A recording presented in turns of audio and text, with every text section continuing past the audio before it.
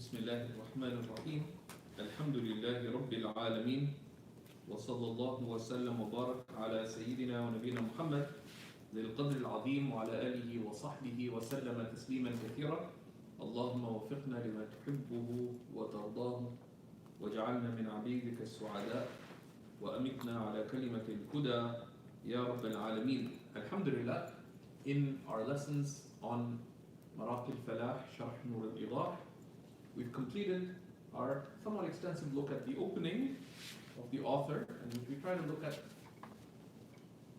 a number of principles related to the Hanafi fiqh, the fiqh of the Hanafi school, and how it works, and key principles related to it. And we are now, bi'idhnillahi ta'ala, beginning on the chapter of purification. The chapter of purification. And so he says, rahimahullah ta'ala, kitab al-tahara. Okay? And the reason for mentioning tahara first is because tahara is the key shart for salah. Tahara is the key shart for salah. وشأن الشرط أن تتقدم على المشروط. And the nature of a condition is that it befits that the shart precede what it is a shart for. So that's why it is from the order of things that we mentioned first. Okay. So that is Kitab al-Tahara, and why it comes first. And also because the Prophet ﷺ, so you could say, why not just have Kitab al-Salah and mention Shurut al-Salah and mention Tahara at length there, as we do, because we do mention Tahara as being one of the shurut, one of the conditions for prayer. Why wouldn't we just mention it there? What is it about Tahara that would entail putting a detailed chapter separately? Purification also relates to clothing and spaces. Purification relates to clothing and other things. Well, so does other things. Covering one's nakedness. It's not just in prayer. Like when you come out of the prayer, Assalamu alaikum wa rahmatullah, assalamu alaikum, we don't go naked. Right? Many of the other shurut have application outside the prayer. What is it about prayer that would about purification that would befit that it have its own chapter?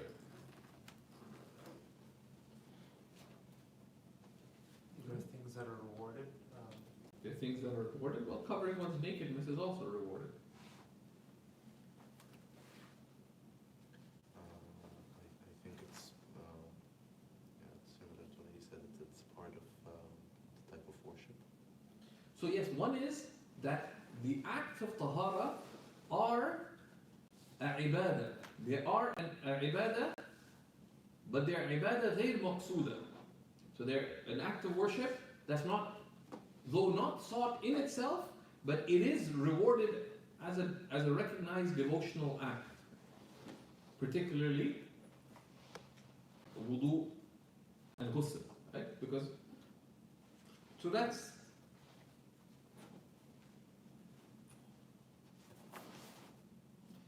one of the reasons. And the other, just a very practical one, which is length. It's very long, right?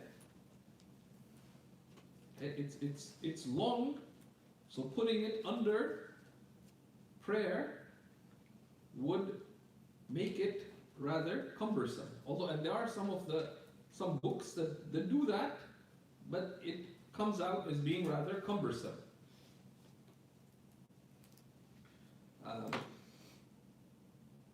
So that's why it's mentioned separately, right? That the ulama found that being more conducive to the aims of transmission of knowledge, a key aim of which is the objective of clarity, right?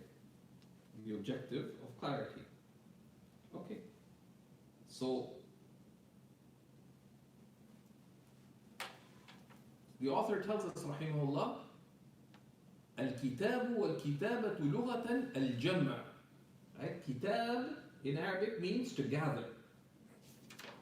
Okay? It's to gather. And then he tells us that's in the Arabic language. واصطلاحا. Okay? So kataba a jama, to bring together. But there is some sense of gathering. What do you gather? That which there is some interrelationship between. Right?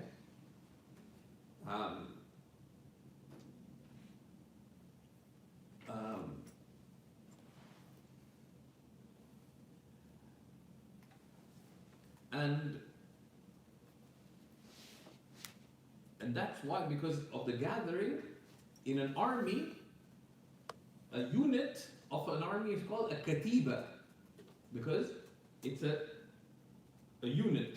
It's people who are gathered together, right?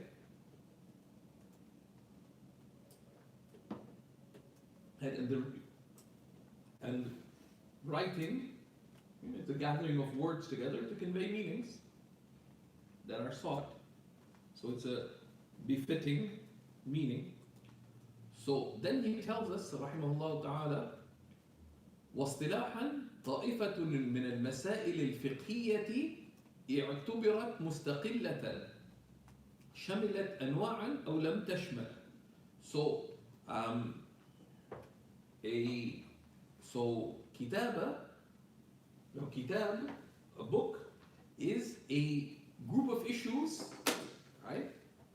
Al-fiqhiyya, of legal issues, and that's بخصوص في خصوص هذا المقام, specifically in this circumstance, which is a kitab in a book of fiqh refers to. And the reason he mentions in a book of fiqh, so he's giving a very specific definition, is because the fuqaha used kitab for the different chapters of fiqh very frequently. As we say, جاء في كتاب السير, right? In one chapter, right? اعتبرت مستقلة, that are considered to stand on their own. شملت أنواعا, whether this book contains within it different categories of issues.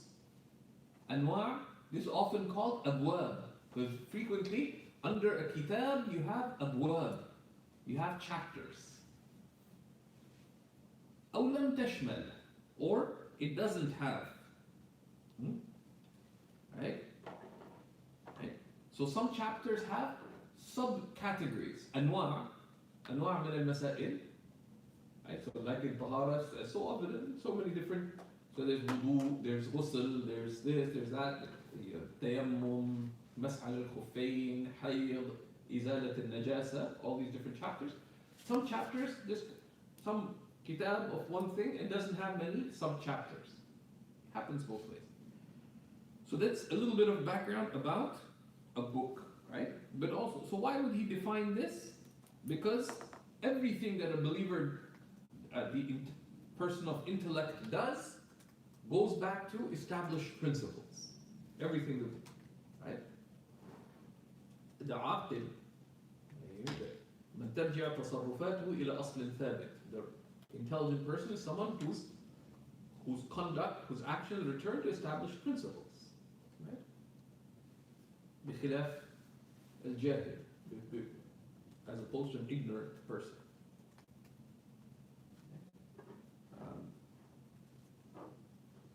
So he tells us. Then of course that's kitab. Number 2 is tahara. Right from the get-go he's telling us about the method of ilm. Knowledge arises from 2 things. Tasawwurat and tasdiqat. You conceive of individual meanings and you accept or reject statements, right? And that's logical thinking. You have إدراك معنى المفرد تصورا مسلم, right? understanding a singular meaning is tasawwur. And that's known through definitions. Book, purity, right? And the key to that is the definition. And وإدراك وقوع نسبة is a tasdeeq, is an affirmation, affirming a relationship between two matters. Affirm is what is tasdeeq, is confirmation. Where you say Zayd is standing, or you have, say for example, الوضوء من الحدث فرض. Making wudu, if you have ritual impurity, is obligatory. Right? So you're affirming that wudu, when there is hadath, is obligatory. A is B. You can see of wudu in ritual impurity, obligatory. This is what's called tasdeeq, confirmation. Right? You say A is B, you say yes or no to it. Right? And that's what sound thinking revolves around. Singular meanings and affirmations to which you say yes or no. That's the subject matter of logic. But here, tell it, kitab al-tahara. You think, okay, what is kitab, what is tahara? So what is tahara?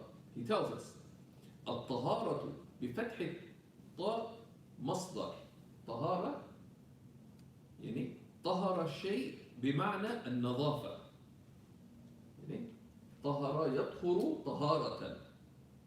It's the مصدر طهر يطهر طهارة. طهر الشيء بمعنى النظافة, meaning to be clean, or it's the state of cleanliness. So you see the cleaning or the resultant state of cleanliness, right? And in the Arabic language, the nadafa would be عن الأدناس, from filth, whether it's hissi or ma'nawi. In the Arabic language, al-nadafa, from something hissi, tangible, like excrement, or something ma'nawi, such as from sleep, for example, right? Tahara, that's the عن الحدث, because the hadath, the things that break wudu, there isn't necessarily tangible filth. But the broader meaning of tahara could also be from spiritual things, for example. So it's used in the linguistic meaning is broader. عن الناس حسية أو معنوية. And then he says, وبكسرها الآلة. The means of tahara, and this is a rare usage. You won't hear it in modern Arabic, even in classical Arabic, it's hardly used, but it does exist. بكسرها أي بكسر الطاء. بكسر الطاء الطهارة is الآلة, is the instrument. وبضمها الطهارة فضل ما يتطهر به, is the leftover from which you made tahara, الطهارة, okay?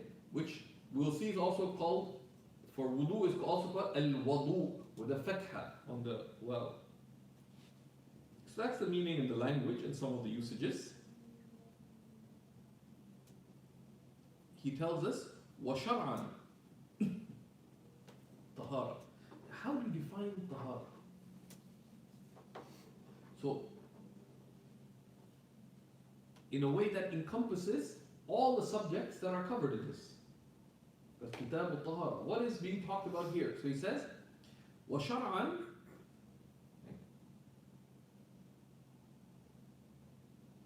حكم يظهر بالمحل الذي تتعلق به الصلاة لاستعمال الماء الطاهر. Right? He's trying to give a comprehensive definition, but there's a number of things here that are unsatisfactory, potentially. So, حكم يظهر بالمحل. It's a ruling that is manifest in a place الذي تتعلق به الصلاة, to which the prayer is related. Right? Meaning to a place that to whose purity the validity of prayer is related. Right? الذي تتعلق به الصلاة صحة. Right? So that includes the body, the clothing, and the place. Right? لاستعمال الماء الطاهر, by the use of pure water. And of course you'd have to add أو ما ناب عنه, right? Or that which takes the place of pure water. Right? استعمال أو ما ناب عنه, or that which takes its place, pure water. Because technically you could remove filth through orange juice. Be wasteful, but you could. Or whatever else, and as we'll see. This is not an entirely, this is a sound definition, but it's long as well.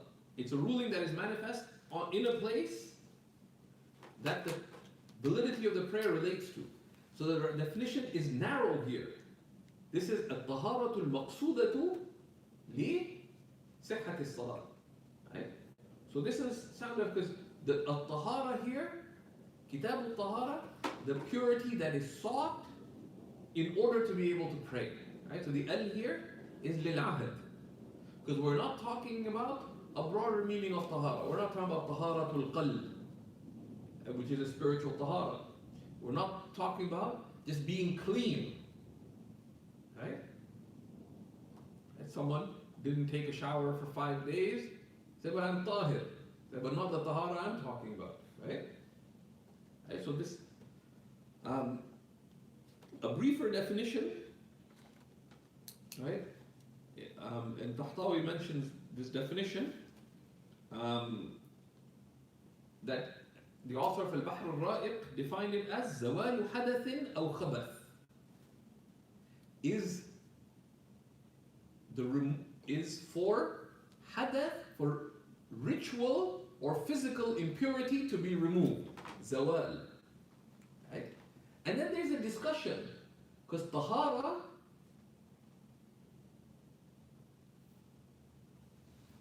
should it say zawal hadathin aw khabath?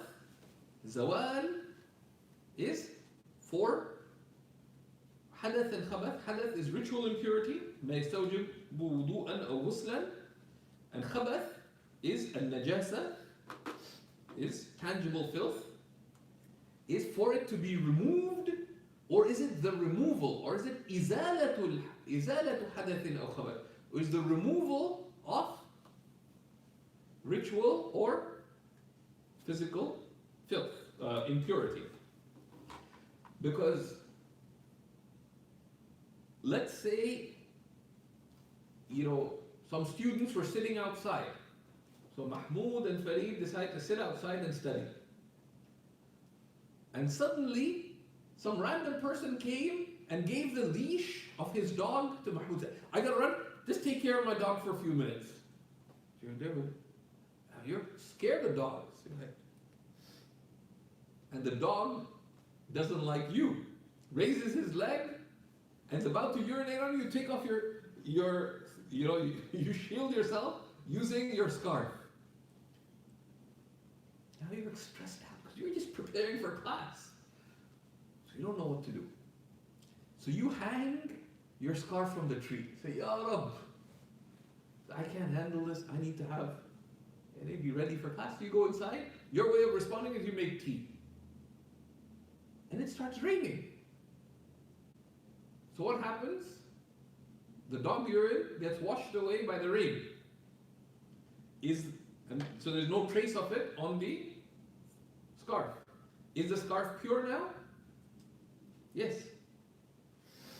Did you do anything to remove the filth? No. So there are two considerations. If there's filth on something that you're going to pray with, your responsibility is to remove the filth. Right? Because the rulings of the Sharia relate to the actions of those morally responsible. So in that sense, the fitting definition would be إزالة حدث أو خبث, the removal of hadath or khabath, ritual impurity or filth. But insofar as what is required for the validity of the prayer, what is sufficient is zawal, for it to be removed, whether by your removal or just being removed. So, predictably, the author of Al-Bahr al-Ra'iq argues that zawal hadathin aw khabath, his younger brother, Umar ibn Nujaym, in the Nahr al-Fa'iq, correct, argues that it should be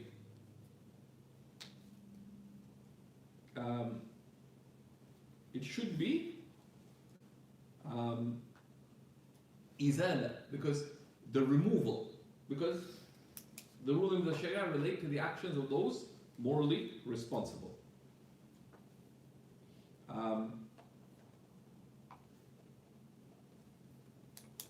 Right?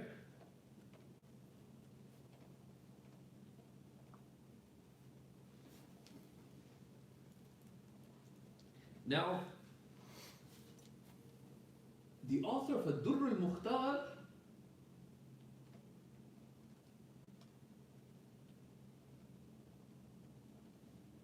used the expression al-Nadafa an hadathin aw khabath, to be pure, to be clean from hadath or khabath.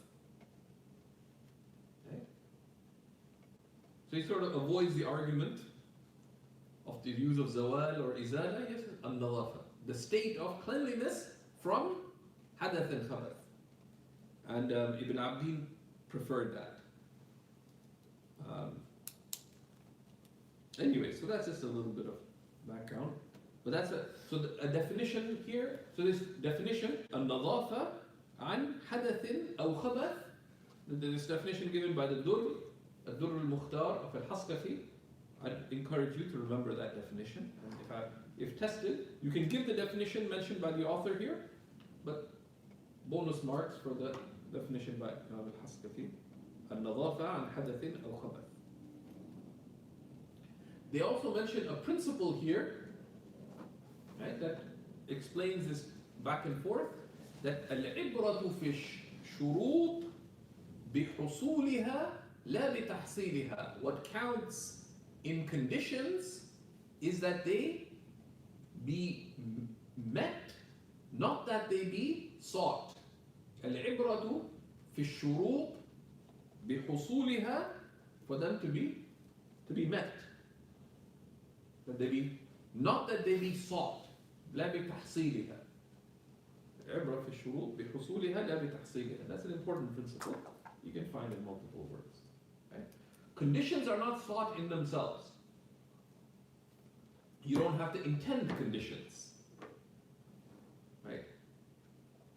Like, just imagine if you have to intend, and I'm not naked, and I don't have filth on me, and the place is free of, filth, etc. The condition has to be fulfilled. Okay. والإضافة بمعنى اللام. And the إضافة, كتاب الطهارة, there's different types of لام. So there's إضافة بمعنى اللام, كتاب للطهارة. And sometimes إضافة بمعنى من. كتاب من الطهارة, but is the kitab طهارة? No. So that kind of إضافة doesn't work. Right? Right? وقدمت الطهارة على الصلاة لكونها شرطا. طهارة is mentioned before prayer because it's a condition. وهو أي شرط مقدم. Because a condition comes before what it's a condition for? طبعا وعقلا. Both naturally and rationally and shar'an. Right? Because the validity of prayer is dependent upon it. Right?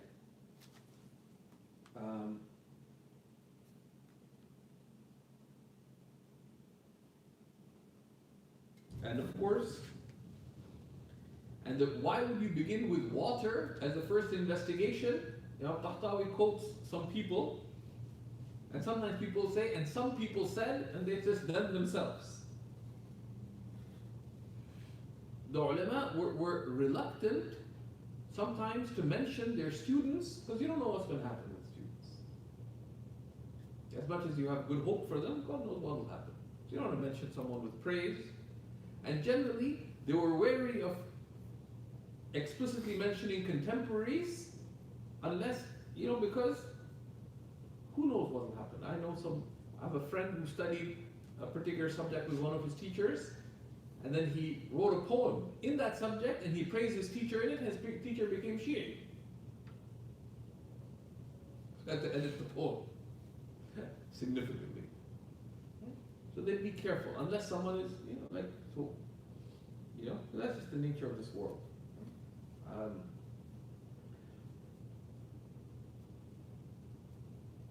So he begins by talking about water. And the reason he talks about water, right? Because water is the tool for the primary acts of tahara, which are wudu and ghusl. Right? Because without water, there's no wudu and there's no ghusl. Right?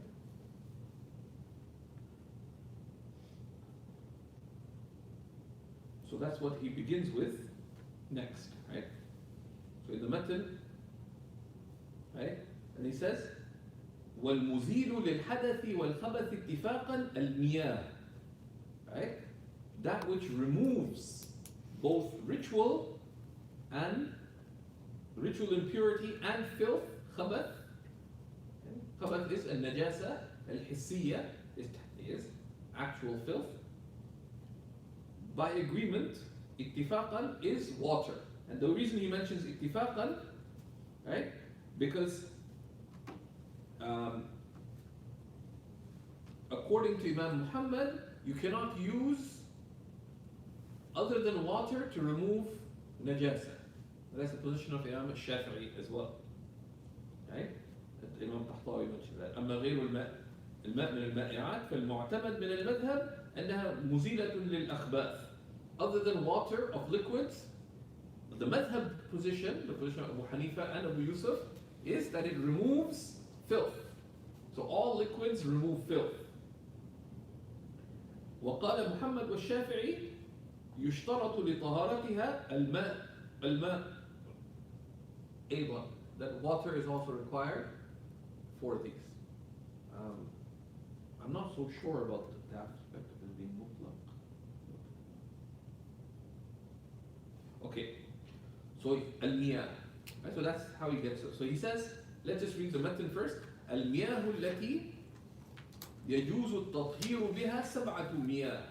The types of water that you can use to purify oneself with, are 7 types of water. Right? Now, miyah, he says, جمع كثرة. Miyah is the plural, because there are 2 types of plurals in that. جمع كثرة, the large plural, وجمع قلة, and the small plural.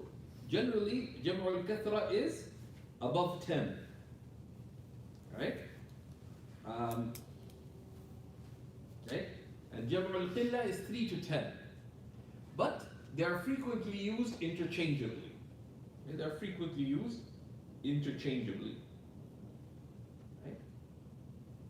وجمع القلة أمواه. Right? But this is used, certainly in modern Arabic, is used rarely, if at all, and even in classical Arabic, it's less common.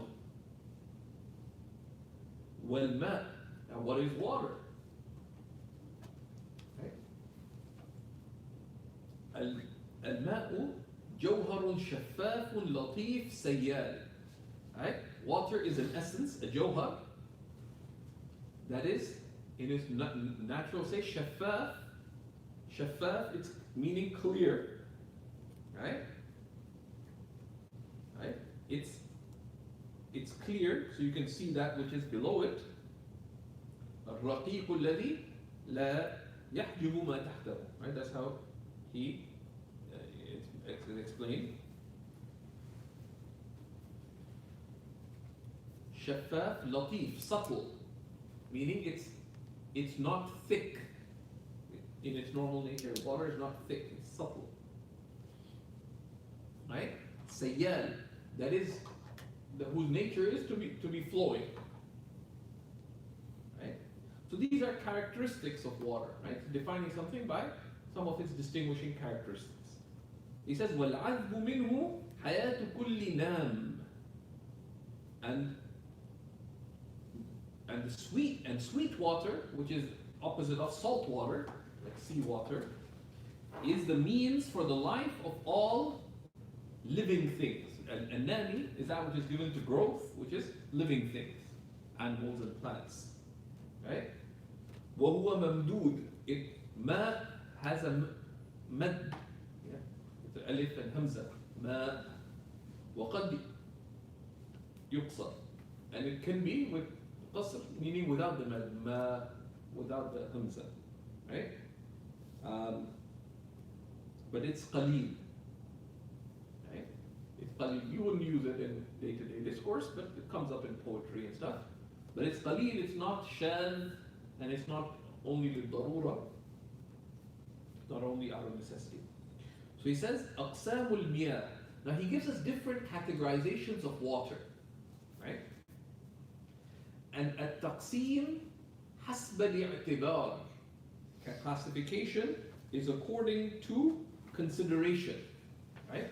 So here, the first categorization here is just to tell us one legal point, which is that water is valid to make wudu from regardless of its source. Okay? Regardless of its natural source. Right? So this is أقسام المياه, the categories of water in terms of their source. المياه التي يجوز أن يصح التطهير بها 7 مياه.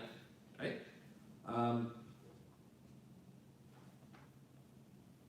And يجوز, jaza, the jaiz is the permissible. Right? The fuqaha frequently use jawaz to refer to sihha, that are valid to use. That's from the usage of the fuqaha. Frequently, they'll say jaiz, because they're pointing to that it is valid and permissible without dislike. That's why they use jaiz, but it's a frequent thing. Sometimes, in some context, something they'll say might be jaiz, but with karaha. That's something to keep in mind. But here, that's why, to remove that, right? That is jaiz ay yasih. It is permitted.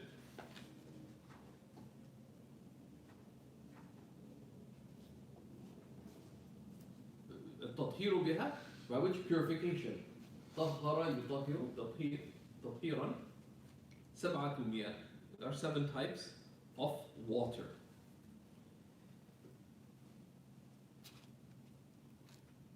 So he says, فَأَصْلُهَا, the origin. Okay?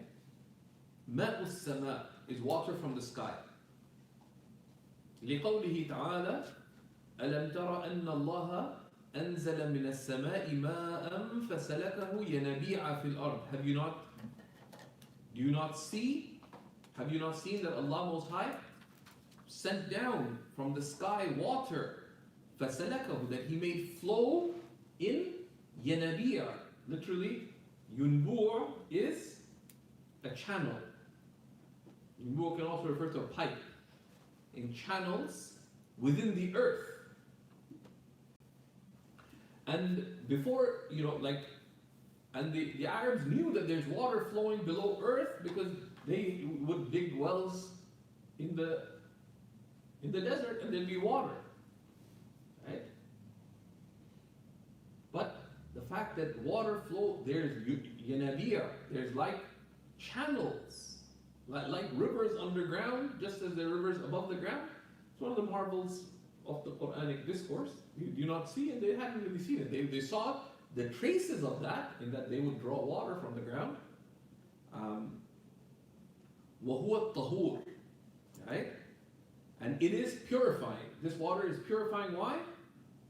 لِقَوْلِهِ تَعَالَى لِيُطَهِّرَكُمْ بِهِ. Because Allah subhanahu wa ta'ala tells us, in order that He purify you with it, with the water. So the water has been sent down, and it has a hikmah tashri'iyya. Right? It has a hikmah hissiyya, it has a tangible wisdom. Without water, we are creatures dependent on water. Much of our body is water. That's a hikmah hissiyya, but there's a hikmah tashri'iyya. There's a legal wisdom in the sending down of water, which is purification.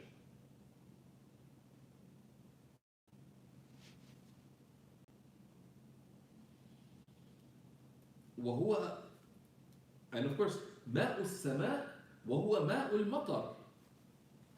And the water of the sky, this expression used to refer to rain. لأن السماء كل ما علاك فأظلك. Because the sama refers to everything that is above you and that shades you. وسقف البيت سماء. And the ceiling of a house, in classical Arabic, is sama. But it's not, you can't say انظر إلى سماء هذه الغرفة. If you said that, an Arab would think you're nuts. Right? Meaning in classical Arabic. And the fact that Imam al-Shulbulani has to point this out to Arabs at Al-Azhar in Cairo means that it's not a usage that they're familiar with. Right? وَمَاءُ الطَّلِّ وَهُوَ النَّدَى مُطَهِّرٌ فِي الصَّحِيحِ. So he points to another point of benefit. مَاءُ الطَّلِّ وَهُوَ النَّدَى. Nada is dew.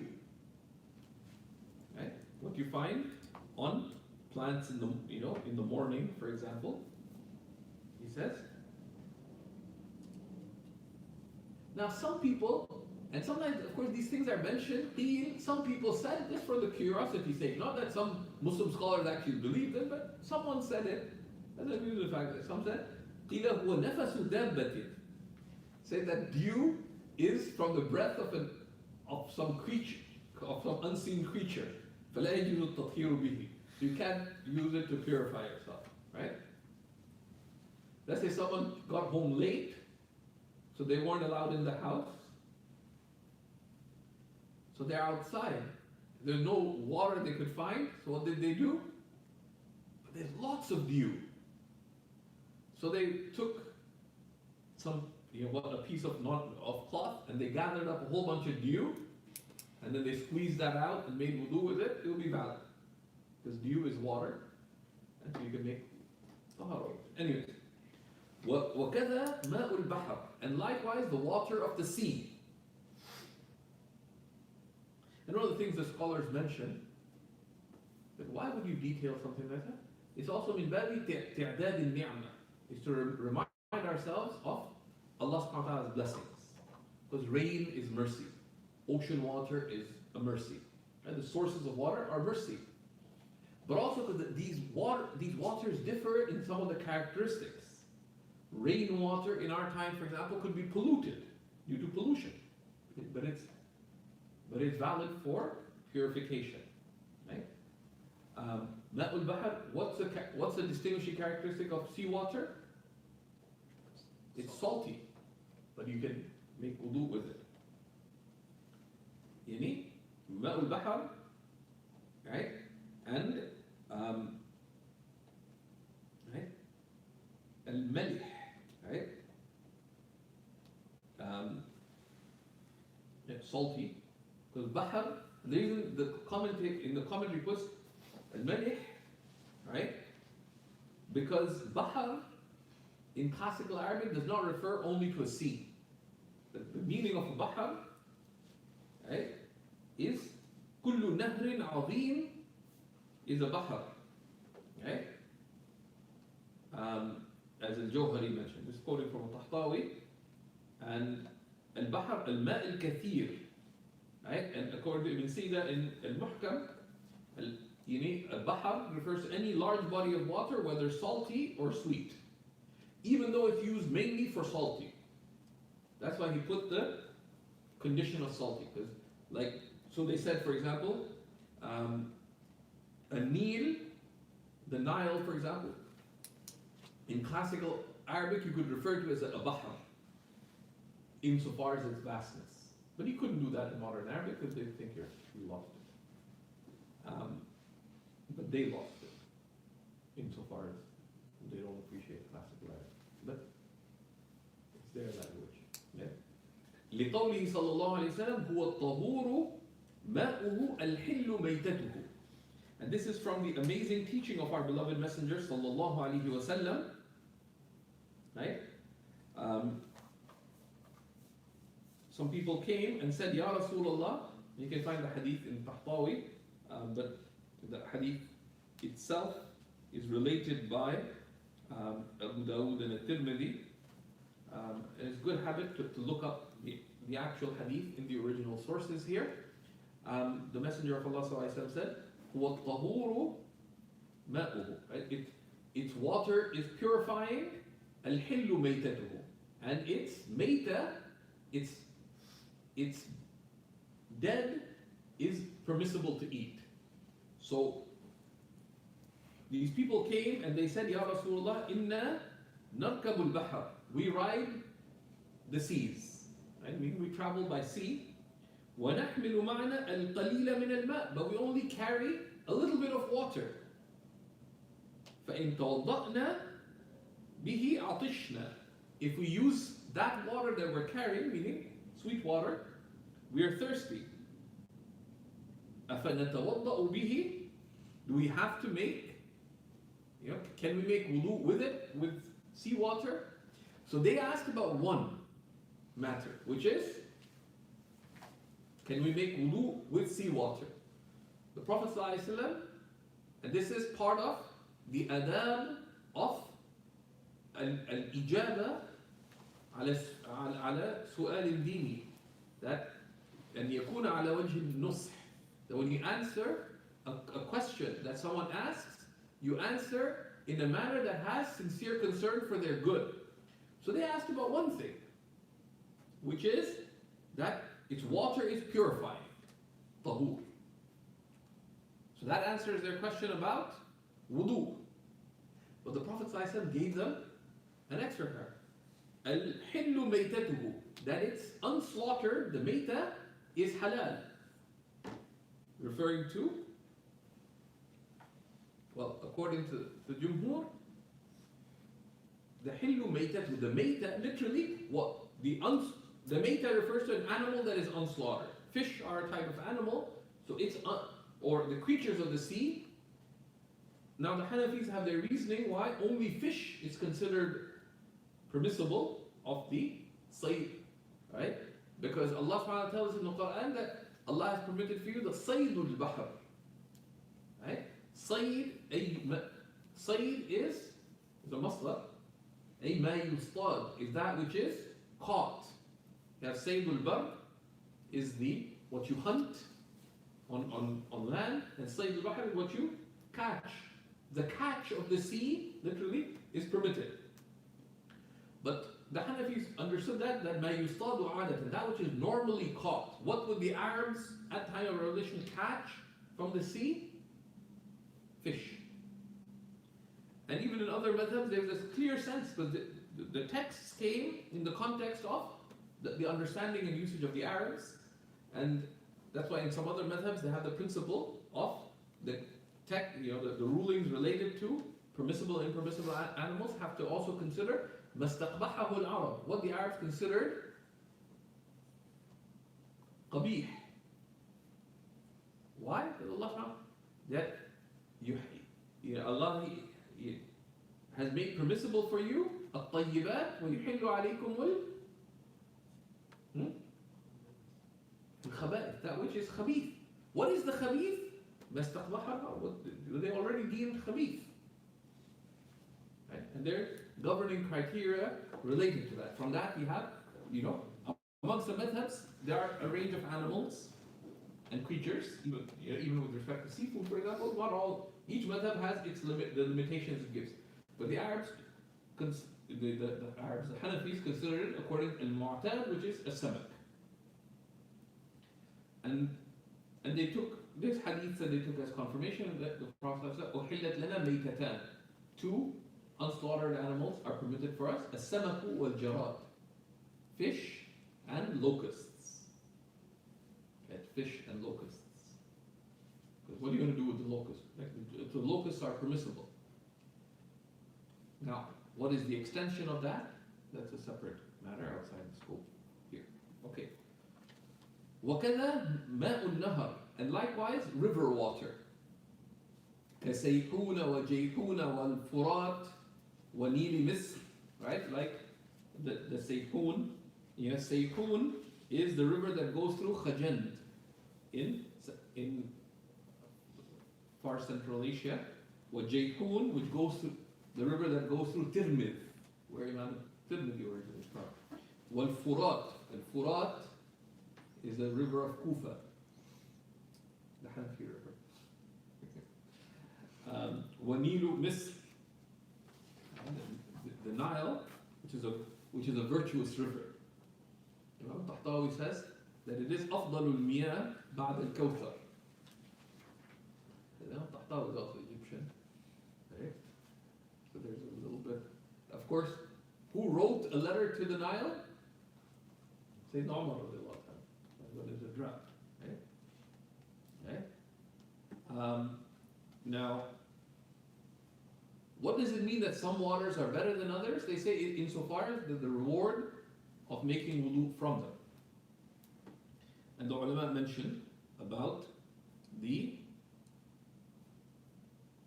what is the absolutely, so there are rivers of paradise. The water of paradise is from, al-Kawthar, right? And there's other rivers of paradise. And they differed on some of the classification of that. And then there's the hawd, the water from the pool of the Prophet, which is fed through the rivers of paradise, right? And then there is, on earth, what do we have? We have Zamzam. But أفضل الماء على الإطلاق, the absolutely best water is what? The water that the Prophet said. Right? Is the water that gushed forth from the blessed fingers of the Prophet sallallahu alaihi wasallam. Right?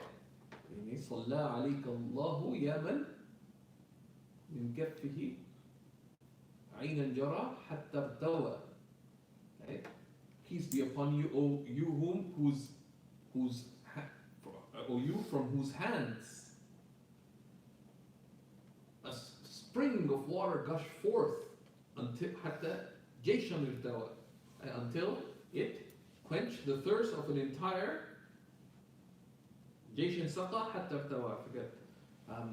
until it gave water to a whole army until it had its fill. Right?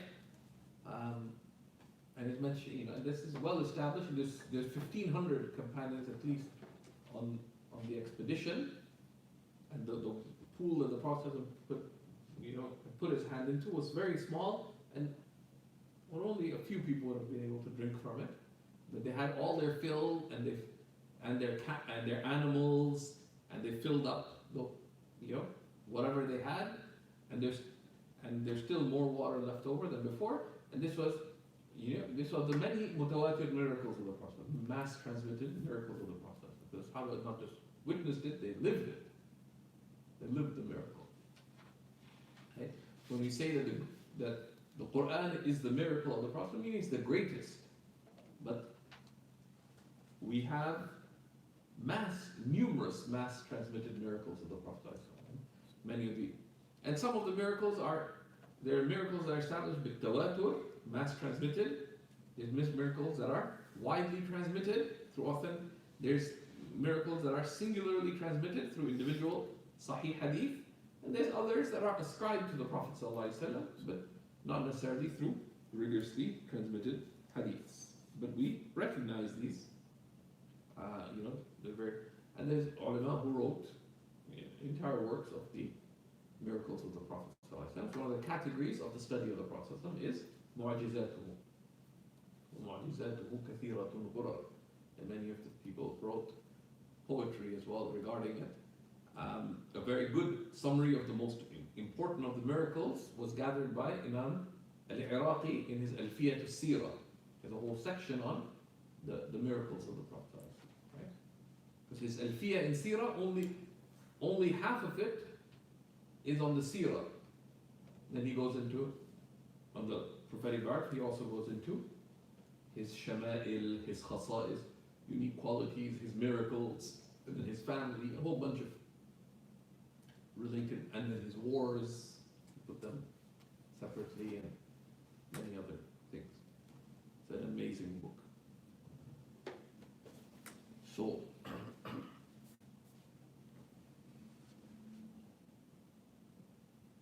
وَمَاءُ الْبِئْرِ and well water. And bi'r, you can say bi'r, you can also say it with takhfif, bir. But bi'r is the more common. وَمَاءُ الْبِئْرِ and well water. وَكَذَا مَا ذَابَ مِنَ الثَّلْجِ وَالْبَرَدِ and likewise that which melts from snow or barad with a fatha on the ra, بفتح الباء الموحدة with a fatha on the single dotted ba, والراء المهملة barad, right? And the ra المهملة meaning without a dot. واحترز به عن الذي يذوب من الملح and this excludes the water that melts from salt لأنه لا يطهر because it's not really water. Yet, and its characteristic is يذوب في الشتاء, it melts in winter, ويجمد في الصيف, and it dries in summer. عكس الماء, to the opposite of water. قبل انعقاده ملحا, and before it becomes milh. وقبل انعقاده ملحا طهور, right? So now water from snow you can use for tahara once it melts, and this is the asah, this is the stronger opinion. But just since we're in a country where there's a little bit of snow once in a while, right? What if someone made wudu with snow without letting it melt? This is where being aware of these nuances is useful. It's related from Abu Yusuf that snow water, that snow is valid to use for wudu even if it does not melt. And that's asah. So the other opinion is asah, that no, what you can make wudu with is water. So the snow you need to melt it, even if it melts on the limbs. So you take snow and you put it on your limbs. If it melts and flows, khalas, that's enough. But there's an opinion that unmelted snow is also valid for wudu. Do not act upon that. But if someone erred, in the past they lived, they used to go camping and they have months of prayers that they did making wudu with the snow. That is a sufficient opinion. لإسقاط الفرض. Although the caution would be to repeat, but it's there, right? So he says, وَكَذَا مَاءُ الْعَيْنِ and likewise, spring water. الْجَارِ عَلَى الْأَرْضِ مِنَ الْيُنْبُوعِ spring water is that which flows on earth from below the surface, okay? From a channel, right? وَالْإِضَافَةِ so now there's a little question that arises, right? That you have in what we'll see coming before. We'll see that wudu is permitted with al-ma' al-mutlaq, unconditioned water. But isn't this idafa conditioning? Ma'ul bahar, sea water. Isn't that a condition? So that's what so this is a jawab عن سؤال المقدر. It's a response to an implicit question. So he says, والإضافة في هذه المياه للتعريف لا للتقييد. The ascription here, إضافة, ماء البحر, ماء العين, is for for reference, not for conditioning. والفرق بين الإضافتين. There's إضافة of تعريف, and إضافة of تقييد, of a conditioning إضافة. صحة إطلاق الماء على الأول is that you can merely call each of these sources of water, whereas a taqeed, a condition, is when you could no longer refer to it as water. إذ لا يصح أن يقال لماء الورد هذا ماء, because you cannot say to rose water, this is water. Okay? Or you have saffron water. Okay? This is, you call it ماء with za'faran, but you cannot call it هذا ماء. People say, they say ماء هذا ماء. That this is not water. Right? من غير قيد بالورد, without referring to it as rose water. بخلاف ماء البئر, as opposed to well water. لصحة إطلاقه فيه, because you can refer to it merely as water without conditioning. Okay, here there's just a fa'idah that's mentioned by Imam al-Tahtawi. He mentions it after discussing the next types of water, but he has a useful fa'idah.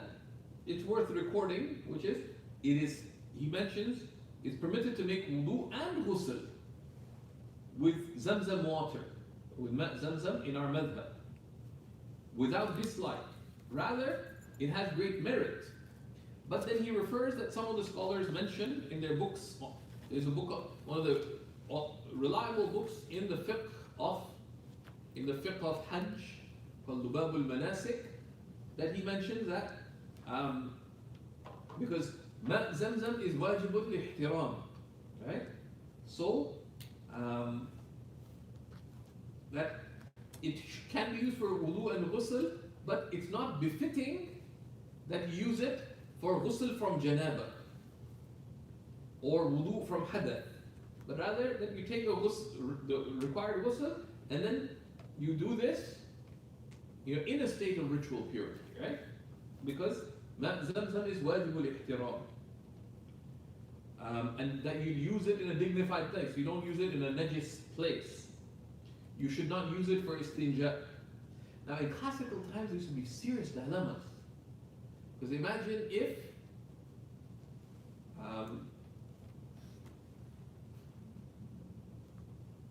if Farid al-Muradabadi and Hamza, what part of India are you from? Sindh. Not really. UP, I guess. Okay, let's say Hamza al-Sindhi. So Farid al-Muradabadi and Hamza al-Sindhi are going from Hajj back together. And their friends Mahmoud al-Ghaznawi and Umar al-Dahlawi wanted some zamzam. Now on a long journey, what could happen?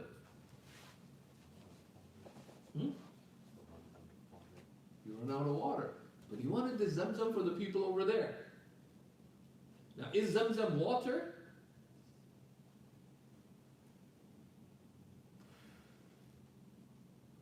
What do you do?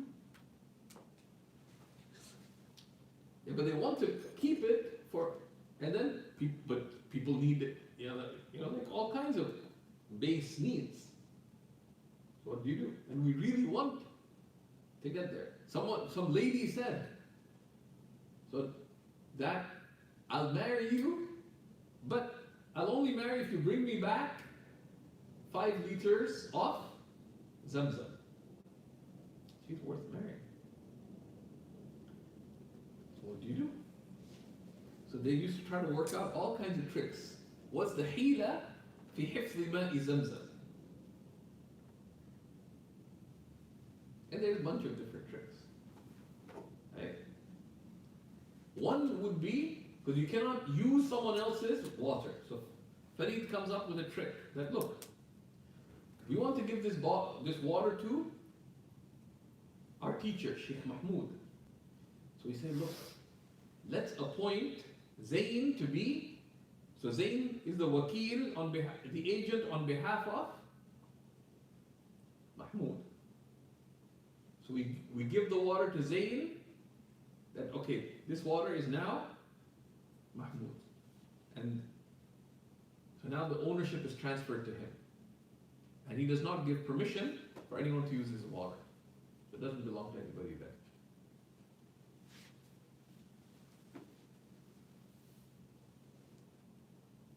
But then you couldn't. But then the problem would be, short of dying, you could not use that water. Because it belongs to so and so, right? But that used to be a trick. Now we don't generally have that problem, but there's a lot of scattered discussions. Yeah, and this the legal trick for حفظ ماء زمزم. Okay. Then he goes to al-miyah min haythul. So they says, well, thumma al-miyah. There's thumma, right? Then water, and this is للترتيب الذكري. Because thumma indicates tartib, order. And anytime there's order, why is it in this order? And there's different reasons for order. And if you look in the books of logic, they'll tell you.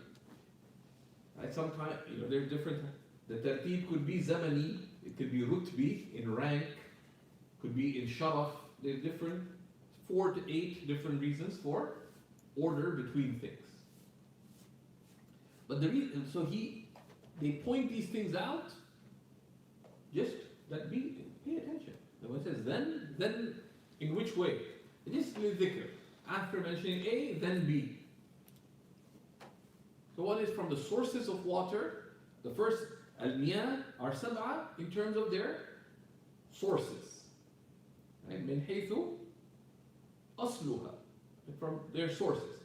Are there any legal rulings intrinsically related to that classification? The things that we saw? No. But part of the reason to mention them is because there are some implications, right? Like seawater, even though salty, you can use it for wudu. Now, can you drink seawater?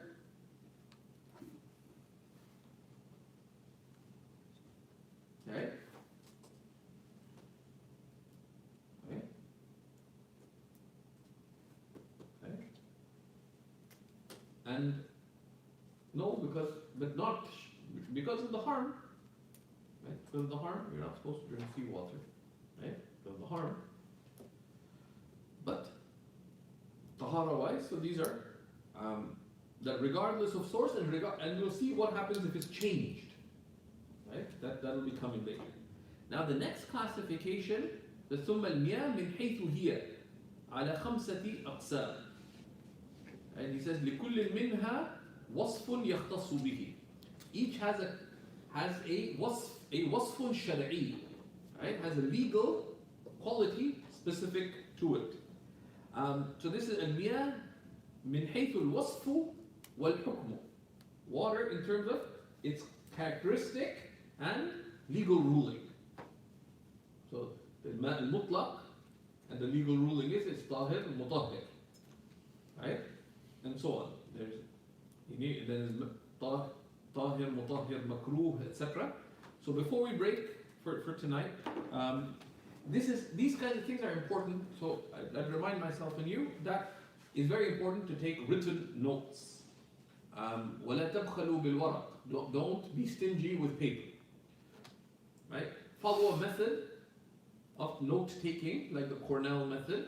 What the Mashayikh would tell us is, don't write in more than half the page. Leave wide margins. So the Mashayikh would frequently encourage, for on study books, you have a daftar mutawwal, larger, but it's not a requirement. It gives you more space. But that can be impacted. It's more expensive, less easy to carry. The shape is in there. But you leave good margins and take notes logically. Right? So you leave large margins, leave some margin on the top. Don't write more than half the page, because you want to put in notes. Leave spaces between the lines. So if you have our khamsat aqsam, 1, leave some space, 2, leave some space, leave a line or leave more depending on how much detail you may need to fill in later. So I would recommend writing out the matan of Nur al-Idah and iqtinas al-fawaid, the key details, and we've been highlighting some of them that come up from the matan, from the sharh, and where we pointed out some points of benefit. Now sometimes you don't want to write out the whole thing. What do you do? They would say raji', and then you or unzur with a ra. Right? Unzur, the Rams they use ra colon, and you make an index of your tahtawi, ta. Right? For example, but put the index somewhere, because what do you mean by ta? You may not remember later, because is it tahtawi on the Maraqi or is it tahtawi on the Durr al-Mukhtar? That's actually the more important book. So you should always make an index, even if it seems very intuitive to you right now.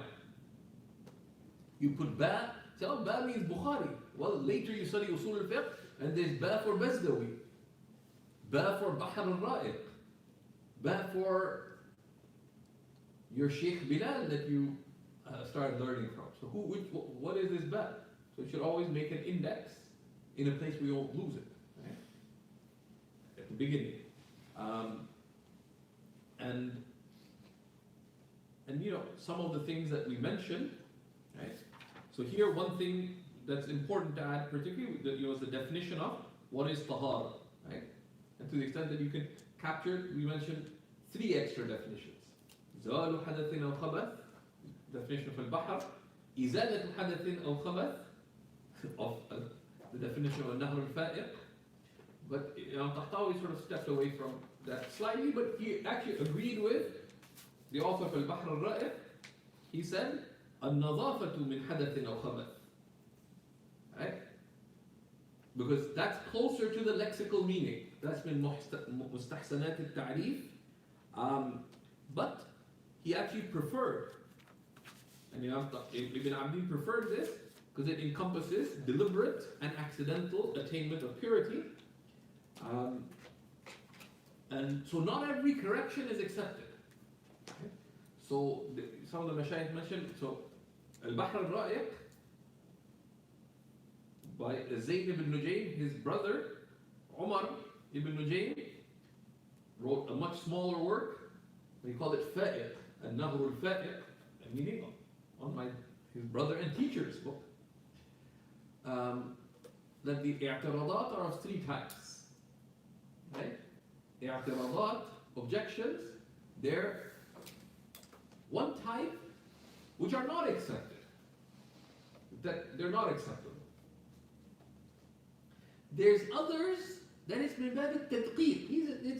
It's not substantial. It's sort of picking at subtleties, but there's not really much to it. This is correct and this is correct. Right? It's just more finessing, but it's not like a big deal. Right? Okay, it's not like a big deal. So there's some that are not really accepted. There's some that are just nitpicking or finessing, whichever way you want to take it. And there's the third kind which are accepted. And this is very true of al-Nahr al-Fa'iq. He has a lot of things that are beautiful, but there's other things that are not accepted. But both here have a point, depending on consideration. We're going to begin by looking at what is al-ma'ul mutlaq, what is unconditioned water, and that's an important definition. Al-ma'ul mutlaq, and we'll be referring to one of the great books of the Hanafi school, Bada'i' al-Sana'i'. And inshallah, please remind me, we will share with you. He talks about some of the conditions of what is required to use for wudu. So you need, to make wudu, you need water, number one. And number two, you need the water to be mutlaq, unconditioned. He has a very nice discussion on that. And he gives a definition of what's al-ma' al-mutlaq. And then the Dur plus Hashit al-Abin gives a definition of al-ma' al-mutlaq. That's a brilliant definition. It's summarized in the Hadiyah al-Ala'iyya. So you can quote it from there. So these are legal rulings related to water. We will continue from here. وصلى الله على سيدنا ونبينا محمد وآله وصحبه وسلم والحمد لله رب العالمين. One of the things that you observe from that the mashayikh will do, that initially you start, you give people opportunity to get familiar, to get in gear, aligned, right? Do try to get ahead. You know, we mention it frequently, but Sheikh Omar Sabah, the Damascus, would encourage us when we're doing Sharh Qatr al-Nada, that the Mashayikh recommended him and said he tried to do it, he found a lot of benefit. I committed to do it, and subhanAllah, within months, a Spanish brother came, stayed in my house for 2 weeks. And it really helped because he was a very attention-intensive brother, a good friend. He said, be prepared 5 lessons in advance.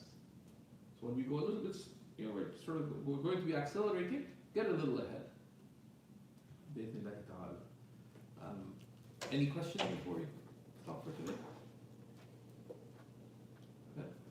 What is the specific benefit in writing on Ibn in your Muslim book? Specific benefit? There are many benefits. One is Allah subhanahu wa ta'ala tells us, الَّذِي عَلَّمَ بِالْقَلَمِ, the one who teaches by the pen. Right? عَلَّمَ الْإِنسَانَ مَا لَمْ يَعْلَمْ. Now, some said عَلَّمَ الْإِنسَانَ مَا لَمْ يَعْلَمْ. Does this go back to the itlaq or is it with taqeed or both? Okay? Allah mentions multiple. Is عَلَّمَ الْإِنسَانَ مَا لَمْ يَعْلَمْ through the writing out or other, but the writing out, the act of writing is an act of focusing. Right? It's like الكتابة is جمع. It's جمع يعني الهم والهمة, right? Is of concern and one's effort.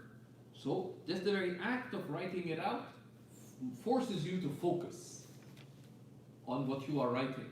So it's conducive to retention. Right? It's conducive to retention. And also we know there's a very interesting book called Brain Rules. I forget the author's name. Sounds gimmicky, it's not exactly like an expert on and has some very good tips. Practical. Look at some, scientists have to be silly sometimes. A few videos online about it, but the book's substantial. But you can find a summary of the brain rules. But the more senses you involve in something, the more it facilitates retention. Which is what one of the reasons the ulama mentioned from adab of ilm is when you burn some bakhur or put on some perfume before, because it helps. Even the use of the sense of smell helps in retention.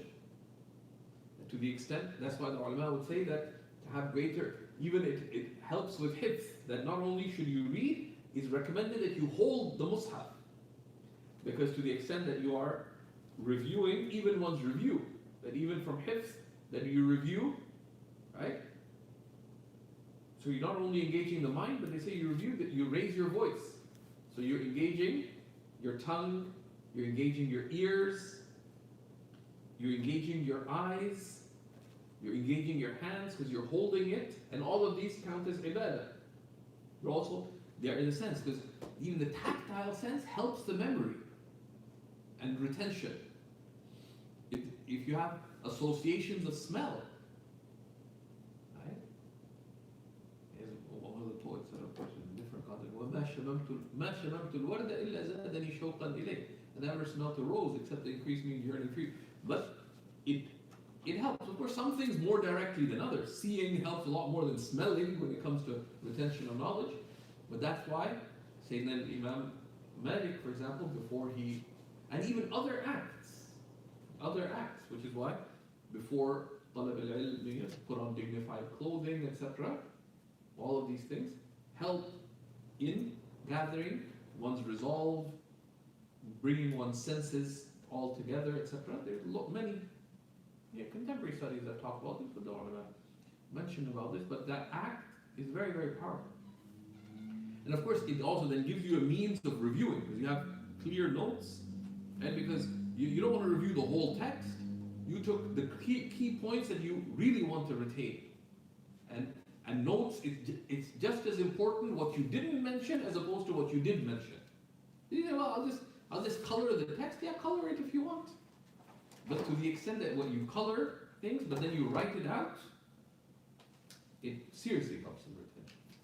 And then it's also, if you take concise, precise notes, focusing on what? The things that explain the text, they say, the notes, Alam al-Maydani mentions 3 of the core maqasid of a commentary, and they can apply to notes, which is tawdih, taqid, tafsil, clarification, conditioning, detail. Tawdih, and the alat al-tawdih is the definition. Definitions matter. So definitions, right, and that which clarifies something, and the essential details. Essential details. Other extra details, the tafsil on ma' zamzam, etc.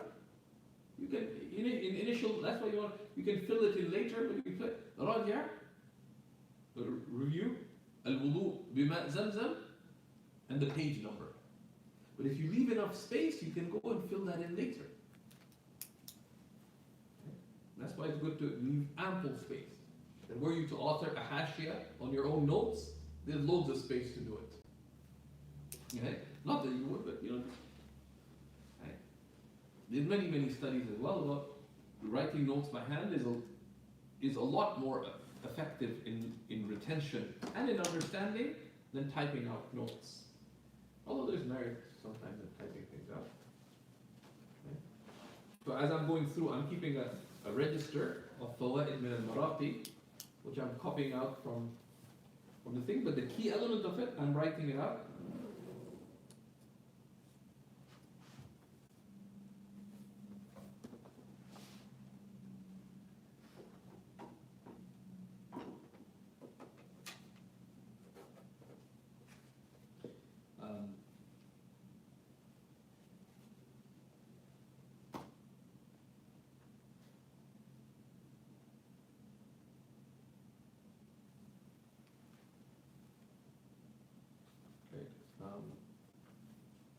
These fawaid min al-Maraqi that I put, so the shara'it arkan al-wudu from Bada'i al-Sana'i', for example, I put them there, but in my copy I wrote out just the key elements, the most necessary. I'm keeping track of many of the points of benefit from different books, from Bada'i or from Hashim and Adi, gathering them as a kunnas before. Is this list of types of water comprehensive? We're in the middle of 2 lists. 7. The one we covered, the 7 sources of water, or the types of water. Conceptually, there could be other types. But broadly, this covers most normal types. I can't think of anything else, but if there were some other naturally occurring water. It's water, it's water. That's why we'll see what ma huwa al-ma'u al-mutlaq, right? But and it raises issues. What about water that comes out from trees?